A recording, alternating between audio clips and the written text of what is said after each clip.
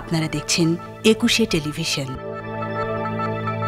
চলতি মাসে ৪টি সহ এক বছরে চট্টগ্রাম অঞ্চলে ২২ হাতির মৃত্যু হয়েছে। বেশিরভাগ হাতিকে পরিকল্পিতভাবে হত্যা করা হয়েছে বলে অভিযোগ করেছেন বন্যপ্রাণী গবেষকরা।